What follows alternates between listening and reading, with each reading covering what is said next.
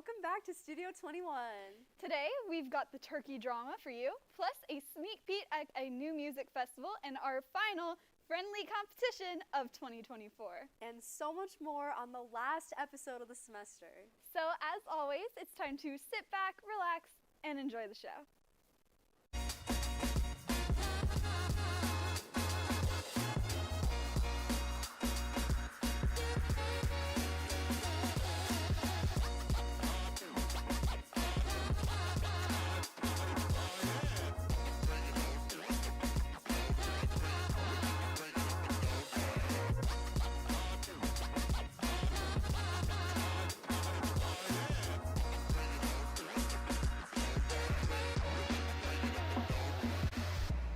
Everyone, and welcome back to Gossip Guru. I'm your host, Audrey. And I'm Michaela. This is the last Gossip Guru of the semester. So sad, especially on the trivia side. We don't need to talk about that. Instead, let's talk about some funny Thanksgiving family drama. Like in your family? I don't know if we should be broadcasting this. No, like with Ben Affleck. Okay. Wait, are you related to Ben Affleck? I just wanted to talk about how Ben Affleck is currently going through a divorce with Jennifer Lopez, blah, blah, blah, blah, blah. Very sad, blah, blah, blah. But did you know that's not his first wife named Jennifer? Oh, no, there are like 30 of them. Nope, just two, Jennifer Lopez and Garner. But he was spotted with Garner over Thanksgiving, and she is apparently helping him through the breakup. So he has a duo of famous ex-wives named Jennifer. He does indeed. Well, honestly, I can name a lot of famous Jennifers, so there are a lot to pull from. That could make a great dating show. Looking Jennifer Love, starring Connolly, Lawrence, Coolidge, Aniston, Hudson, and more. You know, I think we may be onto something. We'll talk after the show for sure. But in other news, the Wicked press tour is finally coming to an end. I feel like they've been promoting that movie for months. Yeah, pretty much. And many memorable moments have come from it that you really have to hold space for. And the good, or maybe bad news, is that part 2 will be released in a year. So we get to do it all over again. Man, I feel like there's so much I need to make a scrapbook or something. Although I will say that my least favorite is probably Cynthia Erivo telling her fans that it is okay to sing along in a movie theater. Oh yeah, that is literally so annoying. I bet she would not be saying that about any of her Broadway shows. Literally. I did not pay $8 to $12 to hear a former high school theater kid attempt the Defying Gravity riff. You actually couldn't pay me to witness that. You know, I actually used to do theater. I'm just kidding. Thank goodness. Well, guys, I'm sorry to say, but that's all we have for Gossip Guru this semester. But we will see you next semester with some hot new takes ready to go. Until then, I'm Michaela. And I'm Audrey. And now, some of our crew went to the first annual YAR Fest in Round Rock a couple of weekends ago. YAR, Y-A-R, stands for Young Asians Represent, and the goal of the music festival is to highlight Asian talent and culture. Our producers sat down with the creators and some of the artists to talk about what this means for them, and you can check those interviews out on our YouTube channel, but we've also got 2 very special sneak peeks for you today. First up, enjoy a recap from some of our crew who went to day 2 of the festival and interviewed headliner Tiffany Day. Check it out. Hi, this is Chris Medeiros here with Tiger TV, and this is day 2 of YAR Music Festival in Round Rock, Austin.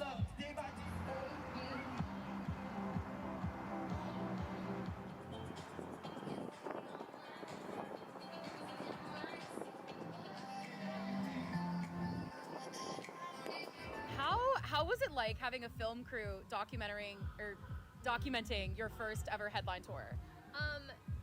You know, it's funny because you say film crew, but it was literally like, I guess it was kind of a crew. Like, it was my buddy Henry and then my buddy Simon.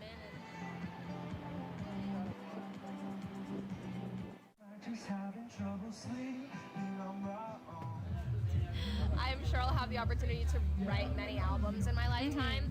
And so instead I wanted to focus on who I was as a 23-year-old when I had written that, and when I listened back to that, I just wanted to simply be a reflection of like who I was at that time in life.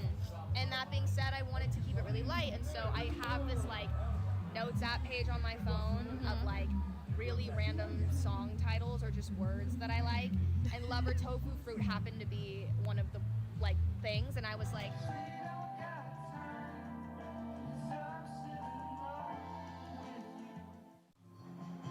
Is it just my fault? Maybe I should talk.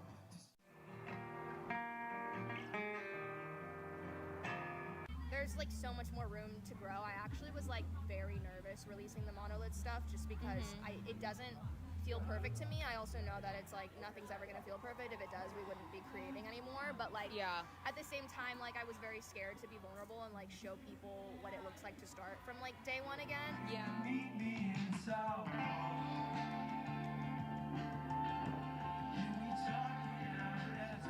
I think I take a lot of inspiration from the electronic world of things. You know, like DJs will always do their little transitions from one song to the next, and like it's very seamless. It keeps the people like still moving on their feet, and like I really love stuff like that. I don't know, it feels like a never-ending dance party, and so I think I take a lot of inspiration from like those shows to then try my best to like transition my songs into one another and make it feel like a cool, unique experience. Like it's This next song is about liking someone that you probably shouldn't. Show of hands. Has anyone done that? Yep. I've done it too. Oh my god. This one's for the toxic girls. Hit it. I could be your secret if you want it. Closed doors there, never know where we started. Something about what you can't have, you just want it. But they don't know, care. You're the live if we keep quiet. if you're feeling lost in life and you don't know what direction you're headed in, all you gotta do is just keep your head up and keep moving.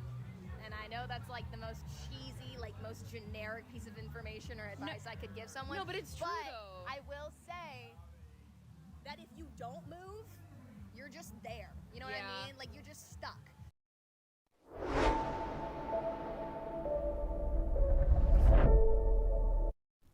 Hi everyone, welcome back to Soundcheck of San Antonio. It's been a long Thanksgiving break with no shows, but don't worry, I've got you covered. On Friday, December 6th at the Majestic Theater, the Nutcracker is here. It's a version of the Nutcracker that is based off of Texan folklore. It's sure to be a great show. Then on Thursday, December 5th, Black Flag, which is a classic punk rock band, will be at Paper Tiger.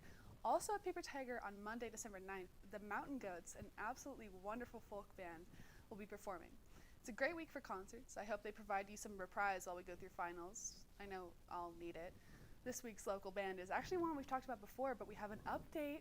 The band Kitchen Knives is releasing their debut album, Taurus, on May 16th, 2025. This band is very talented, and they have a show at Come and Take It on January 12th, 2025. The lineup for the show is great, featuring a band that was recently on Studio 21 and others such as Milksop as their debut show, plus Waves in April as the headliner. I hope you stay tuned in with Kitchen Knives and what they've got coming up. Now, personally, I am so ready to get my Spotify Wrapped back, so up next, let's see what some of the predictions were from you on this year's Spotify Wrapped. Hey, my name's Alejandra, and it's everyone's favorite time of year. Spotify Wrapped is coming out. I'm here on Trinity University's campus to find out what did people listen to in 2024. So let's go and find out. Do you know who your 2023 favorite artist was for Spotify Wrapped? I'm pretty sure it was Bad Bunny or Taylor Swift. Not sure, but yeah. I think my top artist was Taylor Swift. 2023 was Hozier. I think it was Boy Genius. Okay. It was Taylor Swift. I went through a Skrillex era. It was Kali Uchis. And who do you think this year's will be? Probably like Gracie Abrams for like Rauw Alejandro, because she just came out with a new album. So I'm like, I'm really listening to that new album, so I wouldn't be surprised. Ooh, I think it might be Gracie Abrams. I think it's either going to be Maggie Rogers or Lainey Wilson. I think it's gonna be Brent Faiyaz because I've been listening to him a lot. But at the same time, it could also still be Kali Uchis. Probably the same. It might probably still be Skrillex. I think. Skrillex? Yeah. No one asked, but my top 2023 was Bad Bunny, and this year's, I'm gonna go ahead with Fur, the band Fur. Thanks for watching. I can't wait to see what 2024 Spotify Wrapped has in store for us, and I'm gonna go ahead and say that's a wrap. Hello, and welcome to the final segment of release date of this semester and also 2024. I'm Zane. And I'm Carrie. First up, a decades in the making legacy sequel to a Best Picture winner, Gladiator 2. Gladiator 2, released on November 22nd, is directed by Ridley Scott and stars Paul Mescal, Denzel Washington, and Connie Nielsen. It follows a warrior named Hanno, who, after having his family killed and his country invaded by Roman soldiers, is taken to a slave to fight as a gladiator. Hanno swears vengeance against those who wronged him and seeks to succeed as a gladiator so that his chance for vengeance may come. He also must navigate the politics of Rome and the legacy and effects of Maximus's actions from the first film. Gladiator 2 answers the question of what it would be like if you did a remake of the first Gladiator, but made everything that was good suck, and it was also the most trite and generic legacy sequel imaginable. I'm not kidding when I say if you've seen the first film, then broad strokes you've seen this one. The premise is literally identical to the first movie, and any and all changes are overcomplicated and not compelling. Whereas in the first movie, Maximus's vengeance is very pointed and direct at a singular individual responsible for the massacre of his family, Hanno seeks vengeance against three men who are adjacent at best to having murdered his wife. Additionally, this movie's setup is rushed and weak. The first film takes 45 to 50 minutes before Maximus's family is killed, but in this film you get a 5-minute montage of Hanno hugging and kissing his wife as if that's in any way sufficient. Additionally, his wife is an active combatant in the battle, so I'm hard-pressed to feel her death was nearly as unjustified as Maximus's innocent wife being crucified and burned for, and I'm being reductive here, essentially nothing. The antagonists, which is a term I use loosely since it's constantly switching between like 4 characters, are terrible. The two emperors are a test of what if Commodus from the first film was split into 2 characters, and you remove all of his motivations and all of his sympathetic and humanizing characteristics, and instead made them flat, boring, and comically evil. This film also can't decide if it wants to be mostly divorced from the first film and be its own thing, or reference it every 5 minutes, and seems to want to have it both ways. The only positives really are the action, which is well choreographed and not atrociously edited like in the first film, but that's also kind of undermined by how stupid the setups and premises for most of the fights are. Potentially the worst part of this film is the lead actor. Now, don't get me wrong, Paul Mescal is good in this, but he lacks the commanding presence of Russell Crowe. I bought every grand, improbable, dramatic thing Crowe did, and Mescal failed to fill his shoes, not helped by his flimsy writing. Denzel Washington is the only actor keeping this movie afloat, as it consistently sacrifices its narrative and heart for scale and spectacle. See it if you want, but I'll just stick with the first film. Up next, we have the long-awaited film adaptation of the Tony-winning musical, Wicked. Wicked, directed by John M. Chu, stars Cynthia Erivo, Ariana Grande, and Jonathan Bailey, and is a film adapted from the 2003 musical with the same name. The film follows Elphaba, a misunderstood young woman with green skin and an unusual talent with magic, who attends Shiz University, one of the most prestigious schools in the land of Oz. There she meets Galinda, a privileged young lady who desperately wants to become a witch. Although these two young women have contrasting viewpoints and personalities, they strike up a complex friendship and become best friends. Okay, so to be honest, this is probably one of the hardest reviews that I've done so far on release date. While I'm not so fond of remakes such as the live-action Disney remakes, this movie I don't seem to have a problem with since it's adapted from a Broadway musical. Additionally, I have also seen this musical live twice, and I can't really judge the plot since it's been engraved in my brain since I was like 7. The last time I saw this musical was last year, and I didn't really think too much about it. It was quite entertaining, but it didn't live up to the hype that people made it out to be. However, when I saw the film adaptation, I found it way more engaging than the musical. Visually, this movie is gorgeous. While at first glance, it looks like your regular CGI crap, most of it are practical effects. I love movies where the sets are pure artistry, where there's so much detail in practically every scene of the movie. The costumes are also gorgeous, as they just really added to the whole magical vibe that the Land of Oz really has. It really did bring back some memories from the first time I watched The Wizard of Oz with my family. Also, the performances are absolutely incredible. Cynthia Erivo and Ariana Grande did an absolutely amazing job of portraying Elphaba and Galinda perfectly. It was almost like the roles were made for them. But let me say that the music was the best part of the film. Before going into the film, I already knew most of the songs, such as Popular or Defying Gravity, but the other songs did not really stand out for me. But after watching this movie, good lord, did the performances give me goosebumps. Everything about them was just so magical and so engaging to watch. And also, most of the cast was singing live on set, which is so impressive. My only complaint is that the movie drags on for too long, and it's over 2.5 hours, which only covers the first act. Which, by the way, on Broadway, it's only about an hour and a half. Overall, Wicked is a fun watch. The story is very entertaining, and it's not the most memorable and emotional thing ever. Just wait until part 2.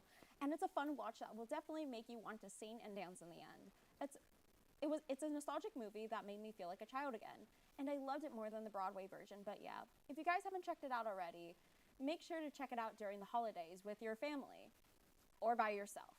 And I also heard that there's going to be a sing-along version out during Christmas. I may have to go watch it again so I can scream the lyrics of Dancing Through Life where it's publicly acceptable. That's all we have for release date. I'm Zane.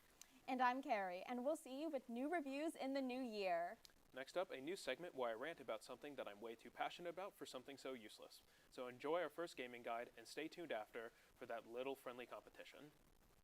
Hello everyone, and welcome to the first episode of a new segment called Zane's Great, Glorious, Gargantuan, Good, Giant Gaming Guide. A segment with a modest name that will be even funnier if I never do one of these again. Today, I'll be doing a guide for the boss battles of Metal Gear, since it's the first installment of my favorite game series and also pretty oblique. The first boss battle we have is the Shotmaker. So, how to beat Shotmaker? Simple. Go into a corner, equip the remote control missile launcher, and hit him 4 times. Easy stuff since he's the first boss. Next up, Machine Gun Kid. Now, the way you beat him is to stand in a corner and hit him 4 times with the RC missile. No, I'm not making this up, and I promise they aren't all like this. Next, we have the Hind D helicopter. Now it can be useful, as it's ordinarily very difficult to evade this boss's bullet fire. You want to equip the grenade launcher, and make sure you have plenty of ammo. You'll then want to position yourself between the 2 boxes next to each other in the top left corner. Once you've done that, you're free to open fire without fear of sustaining damage, as you're in a position that is impossible to be hidden.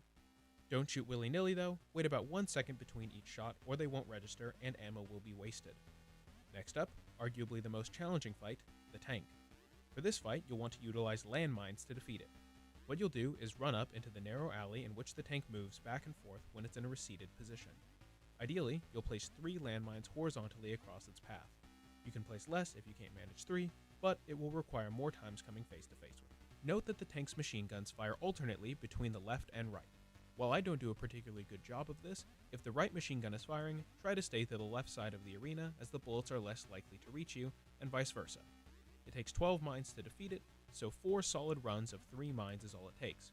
After that complicated mess, we get a nice little breather with the Fire Trooper, in which, you guessed it, you sit in a corner and hit him with RC missiles. Next up, another challenging fight, Dirty Duck. Now, looking at the layout of the room, you'll see 3 other people here. Those are hostages.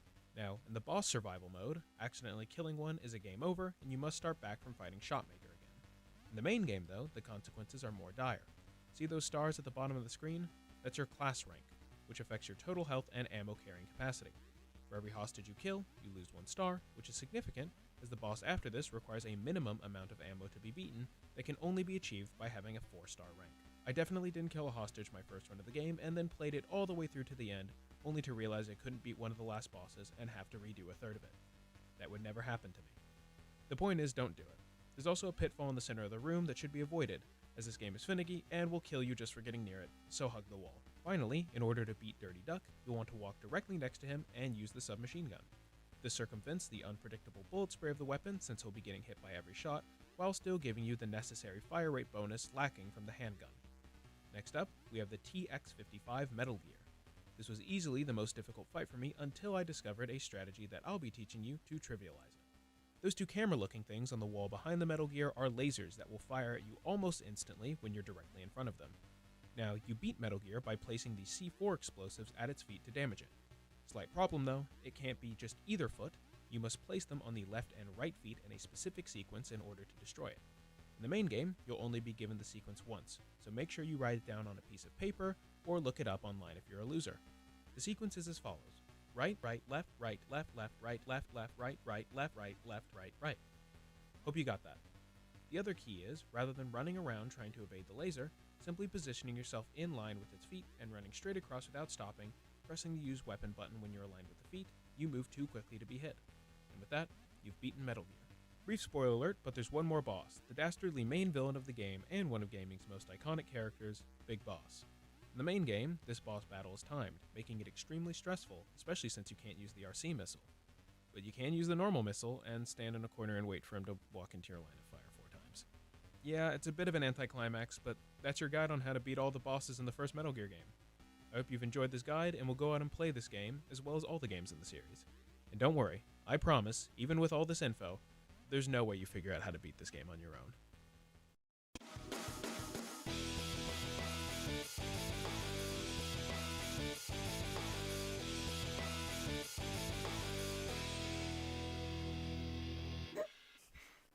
Welcome back to a little friendly competition. Yay! This week we will be crowning our winners, whoever they may be. Oh, funny. But before we get our mystery prizes, it's time for our final questions of the semester. I heard a rumor that they're extra hard this time. So did I. Release date, are you ready to be challenged? Always. Sure, I guess. Hit me with it. Yeah, go. All right, here we go. In what year was Macklemore's Thrift Shop #1 on the Billboard Hot 100 chart for 6 non-consecutive weeks? What? 2011 or 12 maybe. Okay. Let's go 2011. 2011. Why not? Is your final answer? Sure. Okay, 2013. So y'all are wrong. I don't know. Now you know how it feels? I guess. Not really. Yeah. I mean, we got every single one before, so. Okay. Okay. Okay, are you guys ready for your question? Yeah. Yes. In which iteration of the game Fire Emblem did the character Ike first appear?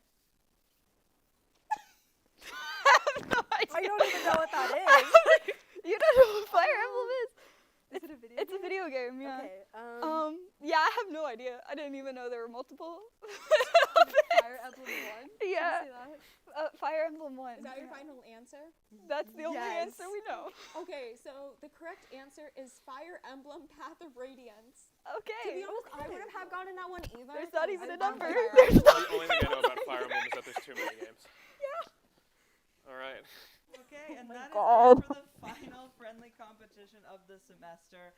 I am, so you can see me, the director and executive producer of this show, and today we're very excited to present our prizes to our winners. So with a final score of 6-2, I'm proud to present our prizes to Release Date. Give it up, folks. Yay! We're smart, I guess. We're smart. Yay. This was a creation of my own design. I present to you the first ever Studio 21 candle. Oh, those are gorgeous. But not to worry for you guys. We do have a little consolation prize for our gossip guru friends. Please enjoy our mini candle from Studio 21. You guys have done a great job this semester, and don't worry, friendly competition will be back in the spring. But up next, we've got one final sneak peek from YARFest, where we asked artists to unbox Pokemon cards and choose the one that most resonated with them. Let's see what they had to say. Judy,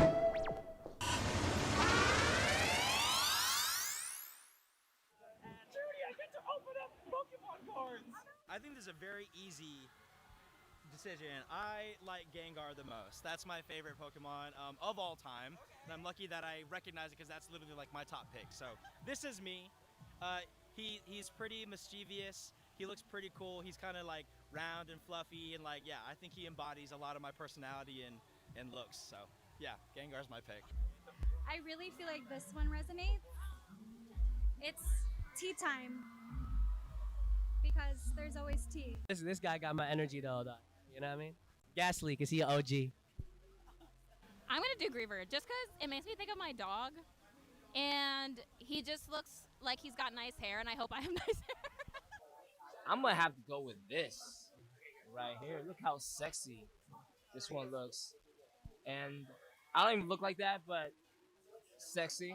And if I could choose a Pokemon out of these six, this one right here, like it would look good, and I could ride it too. You know, as in like I could like Travel with it. Travel with it. Travel. Travel. The show.